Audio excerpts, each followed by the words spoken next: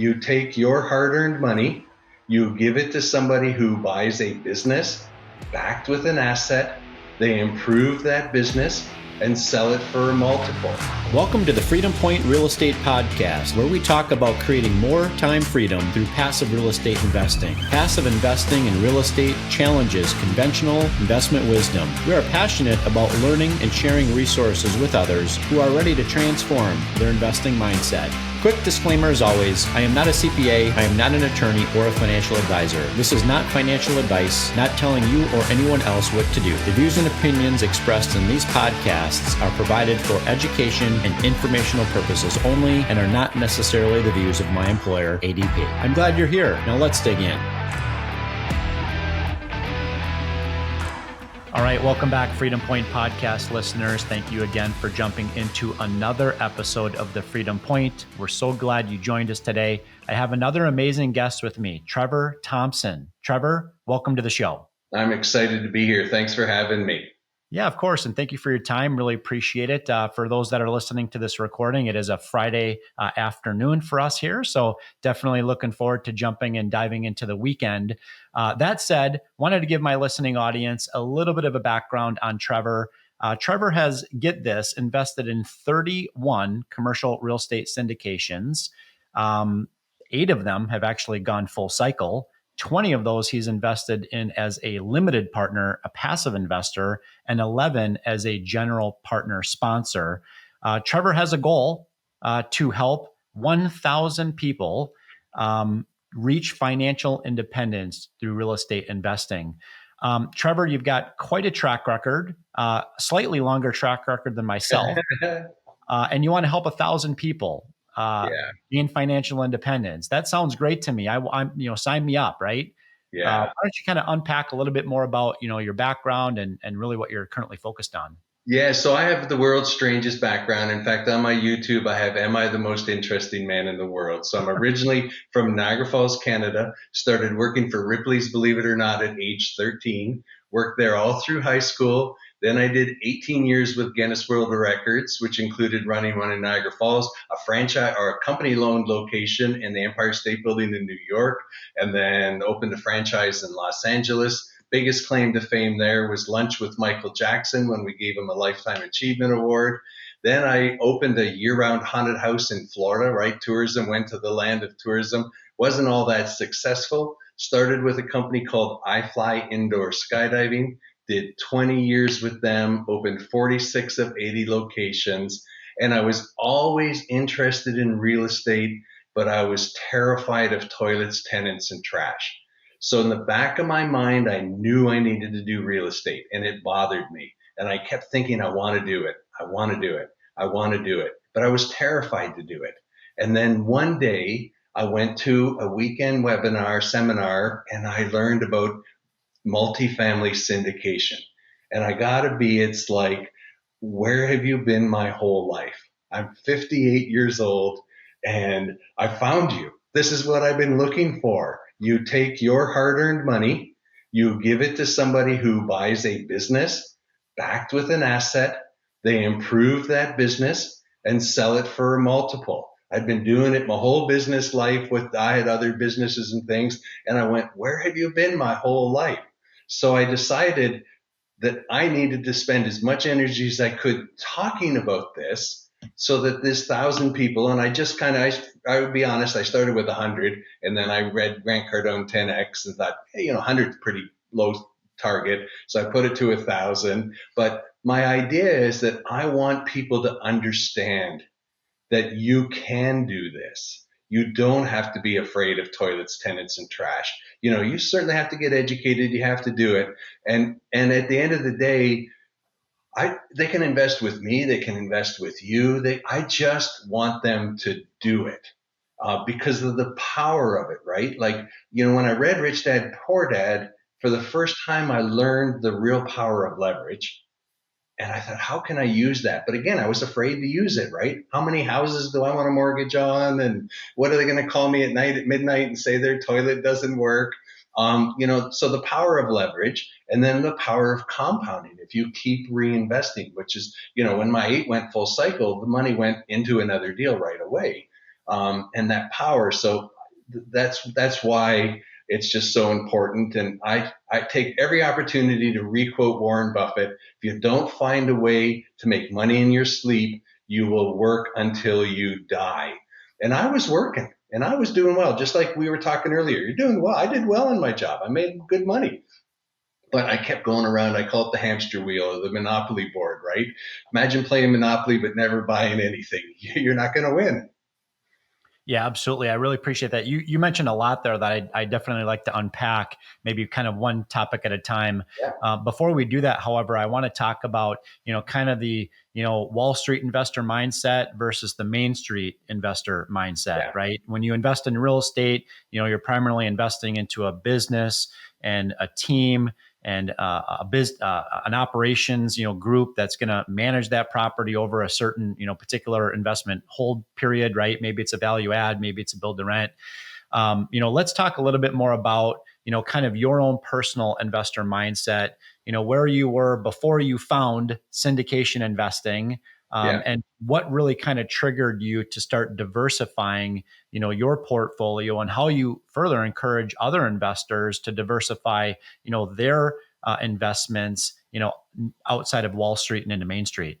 Yeah, so it was interesting. I always worked for small companies, so it wasn't until the last 6 years of all of my employment that we even had a 401k plan. So I had a couple of financial events that I was able to put some of that money into retirement funds for tax, so I knew about that. But at the end of the day, I had some money in the stock market, and I'll be honest, I felt powerless. I would look at it just because I wanted to do my personal financial statement every month, but I had no control, no emotion. It was great if it was up, and it was sad if it was down. But, and I'll be honest, I kept watching it and it never really went anywhere.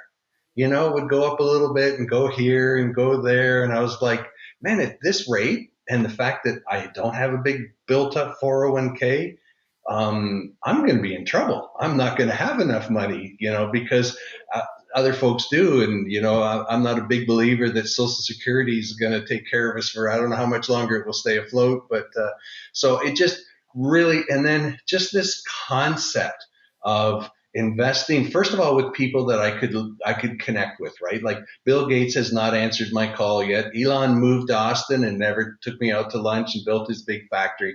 And even though, yes, you can make money in those companies and their things, I wanted something a little more tangible. And then, I started learning about the shortage of housing and the shortage of quality housing. And I thought, man, so not only can I make money, I can make the world a better place. And then I learned about the tax benefits, which I had no idea of, right? No idea. And at the end of the day, for those that don't know, it's not how much you make, it's how much you keep. And I started learning about this depreciation, and I started thinking it through. Wait a minute, like it goes against, even when I had my job, it goes against my passive income. I got deductions on my passive income. And I started looking into it more and just thought, why is this not what everybody's doing? I mean, I just couldn't understand it. Yeah, absolutely. I do want to talk a little bit more about this kind of concept or idea of risk tolerance. Yeah. Okay. There is no guarantees. Yes. Okay. When it comes to investing in Wall Street or Main Street Yeah. or syndications, right? So, what would you maybe tell that busy professional investor? Okay. Maybe they've got a couple of kiddos, they try to be a good husband, they try to be a good father, right? They do everything their financial advisor tells them to do. Maybe they max out their 401k every year, so they're a good employee, right? What would you tell that individual as it relates to, the types of risks that might exist, as it relates to, deploying their hard-earned capital into a private placement real estate syndication? Yeah, so at the beginning of it all, it's all about getting educated and understanding, right? So you got to understand the basics. And it's quite interesting. We have no problem putting our money in our 401k without understanding it. Okay, I don't understand it. I don't know where it all went. I don't know what my 401k people were buying. And then when I actually hired a financial planner who did a cost analysis of it. And it was like staggering. I was really only making 3, 4%, even though they were telling me I was making 8 to 12 because of the fees and because of this. It's kind of like a shell game where they moved it. And so first of all, I didn't feel like I had any control. So then when I started looking at real estate investing, I spent a lot of energy on who I gave my money to.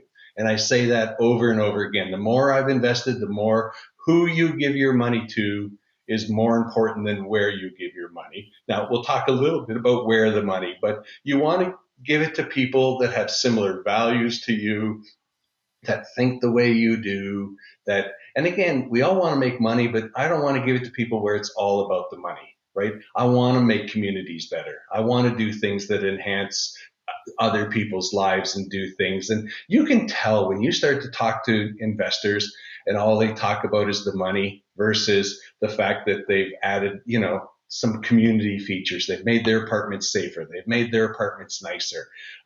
We have these programs. A lot of the apartments I'm part of, we have monthly events at our apartments. We have a lot of appreciation things. We do a lot for our tenants, and I really wanted to be part of that. Yeah. And then one other thing I like to tell people is, we always talk about being diversified. So we talked a lot about multifamily. There are other types of commercial real estate investing. I've invested in them several times. And what I like to tell people is once you figure out the who, then you can figure out the what. And at the end of the day, again, what isn't even the asset class? It's the risk reward. So, for example, let's pretend we're playing baseball. If you always went for a home run, you're never going to win a game. But if you could get a guy on first and a guy on second, and then maybe get that home run, you have a way better chance of winning the game. So I always tell people, as you start investing, look at this risk reward, right? So I have one investment. It's a medical center. It's a double guaranteed triple net lease, like no risk, pays me 10%. Is that as sexy as a 20 IRR? It's not, but I'm okay with that, right? Because I know that one's going to pay like clockwork, and then I've got a couple of other ones that aren't so, and then boy, you get the home runs, like one of my first home run investments. And again, this isn't typical, they tripled my money in 20 months. Wow. That's okay. And as I said, overall the balance, so you want to make sure that you're understanding enough to know your risks, but the who you give your money to, and the fact nobody says, I got a wild and crazy business plan. Would you like to give me money? Right? Every presentation starts off, we have conservative underwriting. Well, do they or don't they? So you need to learn enough to know that. Yeah, absolutely. And you gave us a lot of really good nuggets there. I want to hone back in on this concept of diversification. It's easy for you and I to say to get diversified in real estate because we're already doing it today, right? I'm in 30 deals, you're in 31 deals. 80% of mine are multifamily value add. The remaining 20% are in other asset classes similar to yourself, whether it's assisted living or self-storage or flex office, retail, et cetera, right? But what would you say to that brand new investor, that's brand new to the space? They're getting excited. They're learning by listening to podcasts, maybe reading books, maybe talking to people like you and me. What would be that kind of ideal, asset class that you would encourage that first brand new investor to get into as their first investment? So I still have a big love of multifamily, and as you do, 80% of mine is also multifamily. And I do like the value add multifamily space. So I really do like it. And I would also encourage people, if it's at all possible, if you can find a sponsor within your geographic area, so that you can actually go visit you can do a lot. And I know us with our company, we do a lot of property tours. Almost every quarter we have a tour at our properties where we invite current and potential investors so we can show them how we're doing value add. So we can show them, here's what that used to look like and it is look like. So look for somebody that can do that. And again, it's nice. My first investments were, in San Antonio and Houston. I live in Dallas, so I could go visit them. I could see them. That helps you get a little bit more grounded in what you're doing just because it's in your area. Now, I'm sorry if you live in California or New York City. I might not buy in my backyard. But that doesn't mean that people aren't making money there, but it's not where a lot of that's not where I'm investing anyways. Yeah, absolutely. Now, this is an interesting time in the real estate market, given what has happened with the historic, run up of interest rates and, sponsors that were acquiring deals with floating rate bridge loans with or without a rate cap that may be expiring in 36 months from the time that they acquired the asset. So we're definitely seeing some distress out there. Yeah, There's a lot of sponsors in the space that are also hungry to do deals, but yeah, transaction volume is down. They may not feel confident in their ability to raise capital from their existing investors because maybe they've suspended distributions, maybe they've had a capital call. So let's talk to the listening audience about how important it is to identify and invest with those best in class sponsors, and maybe what are a few different ways in which the novice investor can really evaluate whether or not it makes sense to take that risk on yeah. that sponsors and their deal. Yeah, so I always tell people again, if you can start locally, going to real estate meetups, going to different things, you know, find guests of podcasts, so I'm not the only guest, reach out to other guests and connect with them and get a feeling on the who and how do they offer value. You do your podcast for two reasons, right? You do them for education. And obviously, it's a resource to find new investors, right? So if you connect with somebody who's here or on the podcast, it's a different thing, right? My investment, I said before, they tripled my money. I actually watched that sponsor for 1 year. I went to 4 deal webinars. It wasn't like doing hundreds of deals. I went to 4 deal webinars. I asked them to send me the reports of those deals that I didn't invest in, and they did. He answered questions every time I had a question. And boy, the best homework I ever did, right? And I'll be honest, my money came at 10 o'clock in the morning, and at 11 o'clock the same morning, it went into his next deal, right? Why? Well, first, obviously, a great experience, a great sponsor. So again, just keep reaching out to people, get on people's email list, start finding out. I mean, I went to everything this guy presented on, right? So he would do a podcast, I would watch it. He would be on a meetup, on Zoom meetup, I would go there. And, just get to know people first, and you'll learn a lot about what you need to do. And let's say you will never be ready to invest. Even after 31 deals, I still almost don't trust myself all the time, right? So you'll never have it all. You'll never know everything. So at some point, you just have to do it.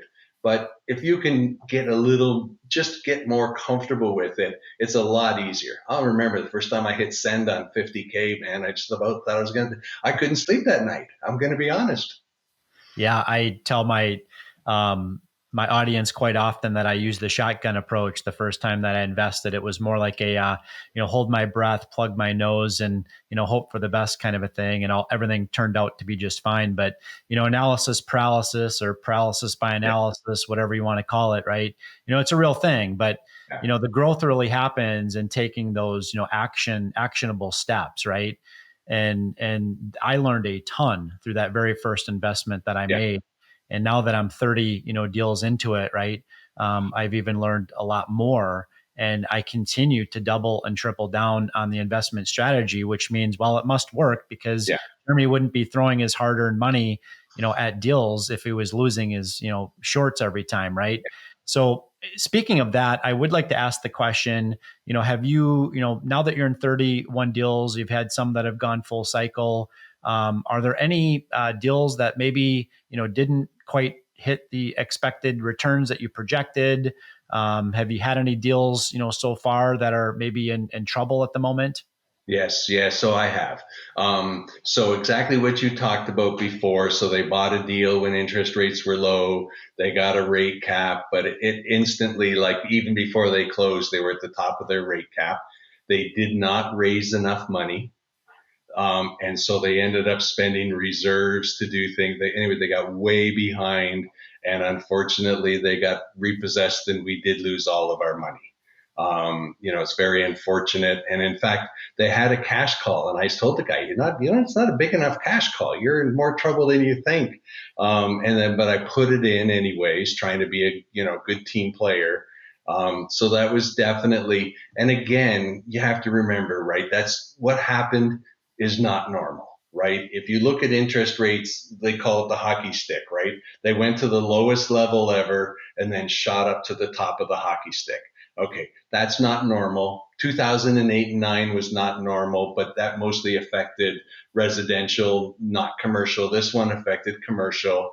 And so it's quite interesting that there's a lot of good properties out there with not enough capital or with bad debt or expiring cap rates. So I think the next 18 months is going to be one of the biggest buying opportunities, certainly of my investment career.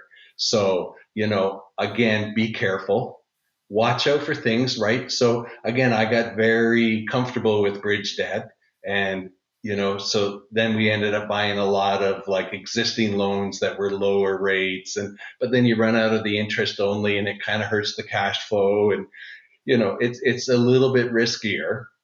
And then it's quite interesting. So I went to, like, for a whole year and a half, wouldn't even think of a bridge loan. Well, now you need to do a bridge loan because it's going to start coming down. You got to be able to get out of it. But I think the most important thing is the debt leverage, right? There was just too much debt, and deals were leveraged. This deal was leveraged at 80% of loan to cost, which means more than 100% of what they paid for it. I would never invest in a deal like that again. Yeah, absolutely. And thank you for kind of sharing that story and obviously the lessons, that you were able to take away from that. No crystal balls here, but just out of curiosity, I've heard the survive till 25, kind of theme being thrown out there, often in the space. What, in your opinion, Trevor, what do you think 2025 holds for the real estate industry? So I think that the survive to 25 was assuming we'd get 3 rate cuts, and we've had one. We might get 2, so it might be 26. I don't know. We could maybe, but that is one thing, right? So survival is one thing. But again, what I mentioned before, the biggest buying opportunity. So for example, we just bought an asset in San Antonio, and $3 million less than the original ask. Now, we were patient, right? It started at 20, we offered 16, ended up buying it at 16.9. Okay, the person who had it under contract at 20 couldn't close, they'd be in trouble today. We're not in trouble because we bought it right, and we did get fixed debt on it. We got a supplemental even on top of that. So again, certain things that I never even thought were as important. Stable debt is certainly hugely important. Being able to mitigate, I talked earlier, risk reward. And so obviously if there's a lot of risk with fluctuating interest rates right now. Yeah, absolutely. I, have spoken this multiple times, but, my 2024 investments, okay, are set to perform much greater than the investments that I was making in 2021, 3 years ago. Well, why is that the case? Well, a lot of the investments that I've been making in 2024, the basis is down 20 to 30% over what those assets were being traded at, back in 2021. So it's definitely an interesting time. I don't know whether or not we've achieved the bottom, if we're at the top of the hockey stick, as you reference, as it relates to interest rates. I really don't know. I don't have a crystal ball, but I know that there is opportunities to invest in real estate at all different stages of the economic cycle. And the important thing, obviously, is diversification, which we've talked about that before. So my kind of last couple of questions here for you, Trevor. Number one is, what's next for Trevor Thompson? We're moving into the back of 2024 here. Yeah. To get into 2025, what's kind of next on your bucket list, personally or professionally? Yeah, so with Massive Capital, the group I'm in, we're going to get a lot more in new build retail development. Neighborhood shopping malls, strip centers. It's making a huge, big growth markets like Texas. All these homes are being built, but none of that has caught up to it. The big box shopping mall, yeah, that's in trouble and hopefully it can get repurposed. But the things that are in your neighborhood shopping centers, you're not buying at Amazon. You're just not. You need to go to the store. But we've gotten so convinced that we can't go very far now with COVID, right? It's kind of interesting. We went from stay-at-home people, and now I don't want to leave. I don't want to go past my neighborhood store. So it's an interesting phenomenon. So definitely a bigger focus in that. And I'm loving it. I'm absolutely loving it. I guess my goal is to be able to reconfigure it from 1,000 people to 10,000 people. My goal, because I love talking about passive investing. Yeah, that's great. Well, that would be more like a 100x, right? Yeah. On what your original goal was. Well, really appreciate you being here. Would like to give you the opportunity to let our listening audience know maybe more about how they could connect with you to learn more about what you're up to. Yeah, the best way is to find me on LinkedIn. You just have to remember the K at the beginning of my name, which stands for Keith, by the way. I've never been called Keith, even though it's my legal name. So K Trevor Thompson, LinkedIn, just put a note, saw you on a podcast, love connecting with people, love talking to people. So that's great. Well, I'll definitely put the link or those links in the show notes for this episode today. Again, Trevor, really appreciate the tremendous value that you've provided our audience today. My pleasure. Thanks for having me. Absolutely. And listening audience, thank you again for jumping into another episode of The Freedom Point. We look forward to having you join us on the next episode. Thank you for hanging out with us today and for listening to the Freedom Point podcast, powered by Starting Point Capital. This show is for entertainment purposes only. Nothing said on this show should be considered financial advice. Before making any financial decision, please consult with a professional. This show is copyrighted by the Freedom Point podcast. Written permissions must be granted before syndication or rebroadcasting. If you're interested in connecting, you can find contact information at startingpointcapital.com.